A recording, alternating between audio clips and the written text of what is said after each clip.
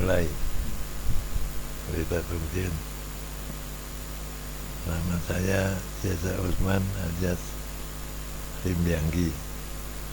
Saya akan melanjutkan pembelajaran filsafat. Pada pembahasan yang terdahulu kita sudah menjelaskan tentang bagaimana membuat masyarakat supaya tidak banyak yang miskin dan tidak banyak yang nganggur, yaitu dengan sistem yang diusul oleh Sinse, dengan sistem 7 keluarga, jadi satu satuan sebagai rukun keluarga. Kali ini saya akan membahas masalah perbuatan manusia itu ada yang disebut jahat, ada yang disebut baik. Bagaimana filsafat membahasnya sejak zaman dahulu. Saya mulai dari filsafat Yunani. Di dalam filsafat Yunani kuno ada satu tokoh namanya Sokrates. Sokrates ini menurut ahli sejarah filsafat itu orangnya tidak ada, karena Sokrates itu adalah satu tokoh imajinasi atau tokoh khayal dari Plato, ya. Jadi Plato mengganyalkan dia punya seorang guru yang hebat namanya Sokrates. Jadi Sokrates sendiri secara fisik tidak ada, ya. Jadi manusia Sokrates tidak ada, itu hanya imajinasi dari Plato, itu menurut beberapa ahli filsafat, dengan penjelasan bahwa Aristoteles yang muridnya Plato saja tidak pernah mendengar nama Sokrates, dan pada zaman itu, zaman Plato itu tidak pernah ada orang menceritakan tokoh Sokrates, ya. Jadi tokoh Sokrates itu hanya ada di dalam buku yang ditulis oleh Plato. Jadi semua bukunya Plato itu menceritakan tokoh Sokrates, ya, sebagai tokoh yang hebat, luar biasa, ya. Ini tujuan Plato tentu saja untuk mendapatkan legitimasi bahwa ilmunya itu bukan sembarangan, ya. Ilmu yang diajarkan kepada murid-muridnya bukan ilmu sembarangan, tapi ilmu yang berasal dari guru yang pandai, guru yang bijak, yaitu Sokrates. Itu gambarnya seperti itu. Menurut Sokrates dalam hal ini, Plato bicara atas nama Sokrates bahwa orang jahat itu karena tidak tahu, bodoh. Jadi orang jahat itu tidak tahu bahwa perbuatannya itu jahat, ya. Maka dia berbuat jahat itu tidak sengaja. Itu menurut Sokrates, ya, alias Plato, ya. Jadi Plato menceritakan itu dengan meminjam nama Sokrates, ya. Ya. Tentu saja pendapat itu mungkin tidak bisa diterima zaman sekarang, ya, karena banyak orang tahu memang berbuat jahat itu secara sengaja.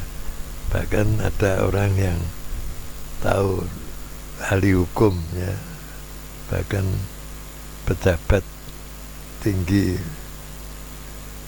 kepolisian bisa berbuat kejahatan, mereka juga tahu, bisa membedakan yang jahat dan yang tidak jahat. Oleh karena itu pertanyaannya adalah bagaimana orang bisa jahat atau bisa berbuat jahat dan orang bisa berbuat baik. Sokrates itu atau Plato itu hidup pada 400 tahun sebelum Masehi di Yunani. Kalau kita ke timur, menurut pendapat Nabi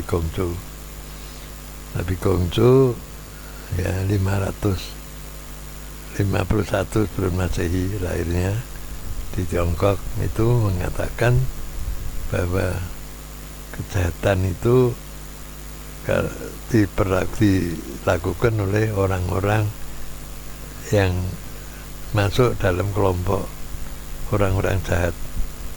Jadi orang jahat itu menjadi jahat itu karena lingkungan atau kelompoknya. Jadi orang jahat yang sudah tingkatnya tinggi kejahatannya, pikirannya jahat, mereka mengumpulkan orang-orang untuk dididik jadi penjahat, ya. Nabi Gongcu memberi contoh misalnya copet itu dididik, ya. Kalau orang belum dididik tidak berani menjadi pencopet. Setelah diberi pelajaran, dididik, maka mereka akan berani menjadi pencopet. Demikian juga maling itu juga dididik dulu. Kalau belum dididik, dia tidak berani maling atau tidak tahu caranya maling. Jadi itu semua adalah karena ada orang yang secara sengaja mengorganisir orang lain untuk jadi orang jahat. Ini menurut pendapat Nabi Gongcu, ya. Jadi untuk mengatasi orang tidak berbuat jahat, Nabi Gongcu menyarankan supaya pendidikan itu harus betul-betul meluas, ya, merata. Jangan sampai ada orang yang tidak mendapat pendidikan. Ya, meskipun demikian tidak dipungkiri oleh Nabi Gongcu bahwa masyarakat itu terbagi dua, yaitu ada orang yang lemah mentalnya, ya, mentalitasnya lemah sehingga mereka mudah untuk dibujuk untuk berbuat yang jahat. Mereka mengikuti emosi dan nafsunya saja. Orang-orang itu disebut Shaoren, ya, orang yang karakternya jelek, ya, rendah. Jadi ada sebagian orang yang karakternya baik, itu disebut Jinzi, itu orang yang bijak dan berkarakter kuat, ya. Mereka ini setelah mendapat pendidikan dan membina diri. Nah, ini jadi di dalam masyarakat memang ada dua kelompok masyarakat seperti itu, ya. Oleh karena itu perlu ada undang-undang negara, ada pemerintah yang membuat undang-undang dan ada penegak hukum yang mencegah supaya atau menghukum orang yang berbuat kejahatan. Karena kejahatan tidak bisa dibiarkan, harus diberantas, karena kejahatan itu mengganggu ketentraman masyarakat, mengganggu kehidupan bermasyarakat dan merusak negara, ya. Dalam satu negara yang banyak kejahatan tentu saja menjadi tidak aman, ya. Apalagi pada zaman sekarang ini kehidupan negara itu terbuka, ya. Jadi negara yang satu terbuka untuk orang-orang lain atau bangsa-bangsa dari negara lain datang menjadi investor, menjadi turis atau ya menjadi pelajar, menjadi ahli dan sebagainya, dan bisa kerjasama antar negara. Karena negara yang tertutup ya, dia tidak akan bisa maju ya, karena perkembangan ilmu pengetahuan sangat cepat ya, pesat ya, teknologi juga sangat maju. Karena itu negara harus menjaga supaya dalam negerinya tidak banyak kejahatan. Rakyat dididik supaya menjadi orang yang baik. Meskipun ini sulit untuk dilaksanakan ya, di banyak negara maju pun masih ada orang berbuat kejahatan ya, baik itu membunuh, memperkosa, mencuri, merampok dan sebagainya. Cuma negara yang maju lebih kuat, dia lebih cepat untuk menangkap penjahatnya, dan terjadinya kejahatan juga lebih frekuensinya tidak banyak. Negara-negara berkembang yang belum mampu, penegak hukumnya masih belum mampu untuk mengatasi kejahatan yang ada dalam negeri, itu juga membuat masyarakat itu selalu tidak tentram ya. Dan lebih payah lagi kalau di dalam masyarakat itu, dalam negara, justru yang berbuat jahat, justru kejahatan itu adalah para pejabat negaranya sendiri, misalnya korupsi dan sebagainya. Nah, kejahatan itu bisa bentuknya macam-macam ya. Pejabat yang melindungi kejahatan itu sama saja dengan berbuat kejahatan ya. Nah, semacam itu bisa terjadi ya. Penegak hukum yang tidak adil mengambil keputusan atau membiarkan penjahat bebas ya, tidak dihukum ya, dan sebagainya. Itu banyak hal yang terjadi, dan itu tentu saja banyak hal yang perlu diperhatikan, mungkin dari sisi undang-undangnya, dari budaya masyarakatnya ya, bagaimana pendidikan itu harus diperhatikan, karena pendidikan itu harusnya dinamis. Kita tidak bisa melakukan pendidikan seragam ya, atau mengikuti model-model yang sudah ada. Itu pendidikan itu harus dinamis, disesuaikan dengan perkembangan masyarakat yang ada. Jadi tidak sekarang tidak terbatas pada hal yang rutin ya. Jadi para pendidik harusnya punya cara-cara yang lebih kreatif untuk mendidik penduduknya atau mendidik anak-anak sekolahnya.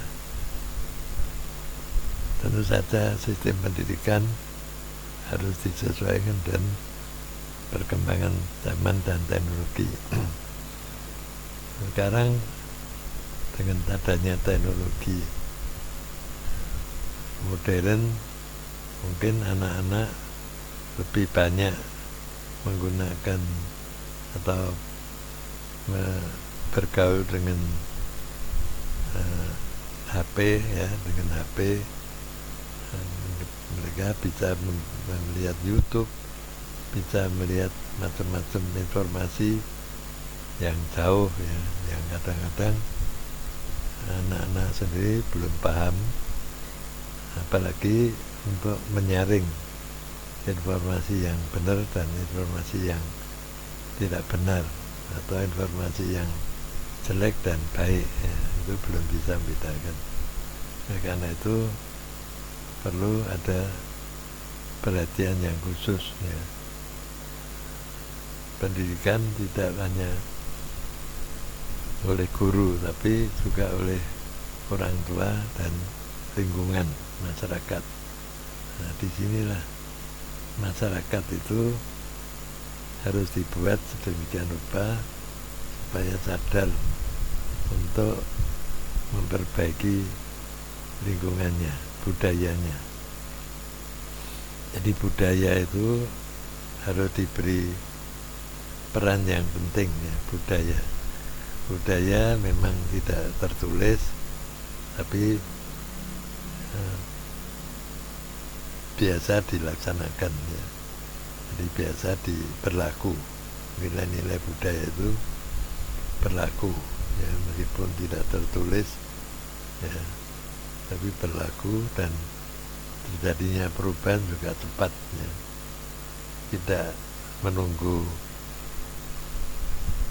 tokoh atau komando atau peraturan, ya, bergerak dengan cepatnya, karena sesuai dengan kebutuhan masyarakatnya, masyarakat.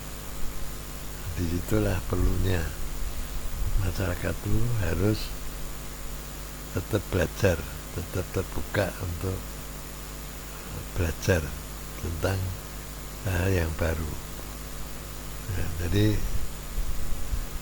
pengetahuan moral tentang sejarah dan sebagainya itu perlu dipelajari oleh masyarakat umum, ya. Jadi pengetahuan sosial dan pengetahuan yang sedang berkembang di dalam masyarakat modern itu perlu diketahui, perlu dipelajari oleh semua orang di dalam zaman modern ini. Nah, nilai-nilai yang kadang-kadang sudah kaku, ya, atau mengambil nilai dari budaya lain, itu juga tidak bisa secara kaku diterapkan, meskipun itu dianggap baik. Maka perlu ada pemahaman yang lebih mendalam bagaimana nilai-nilai itu bisa diterapkan dalam kehidupan nyata, ya. Karena manusia berubah, ya. Dengan perubahan zaman, kebutuhan manusia berubah, pikiran manusia juga berubah. Banyak perubahan-perubahan yang kadang-kadang kurang dipahami apa yang terjadi. Perubahan yang terjadi itu belum bisa diterima atau dipahami oleh masyarakat, ya, sehingga sering terjadi konflik di dalam masyarakat itu sendiri karena terjadinya perubahan-perubahan itu.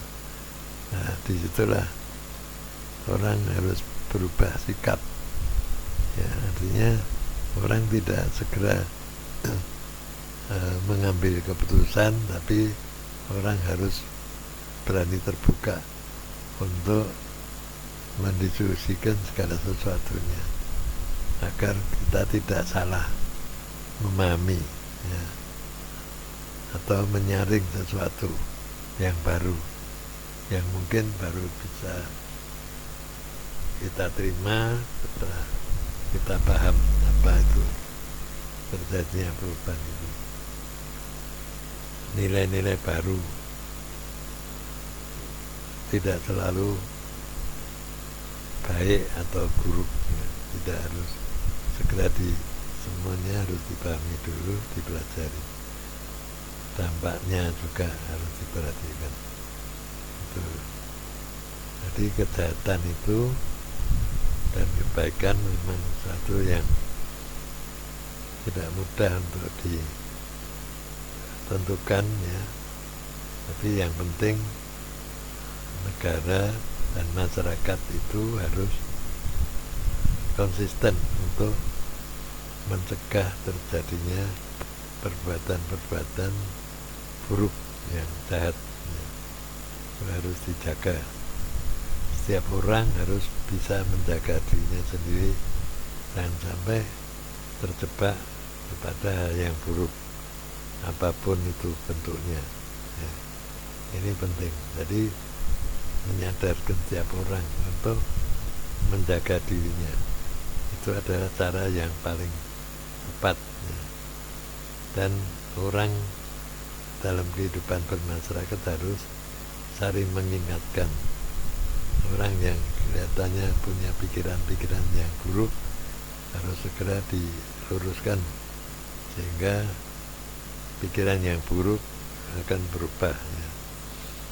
Ya, misalnya pikiran-pikiran buruk yang menjurus ke terorisme, menimbulkan kebencian, ya, semangat rasialis, semangat yang buruk, ya, terhadap kelompok lain dan itu harus segera dibuang, ya. Zaman sudah berubah, manusia harus sadar secara individu maupun sebagai masyarakat, ya.